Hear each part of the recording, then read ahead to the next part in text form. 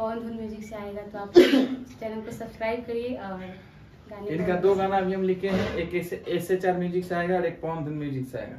बहुत प्यारा सॉन्ग बा। देखिए हमने पूरा शूटिंग के मैंने मजाक नहीं से बनाओ, शूटिंग के बहुत अच्छा से शूट कर रहे हैं।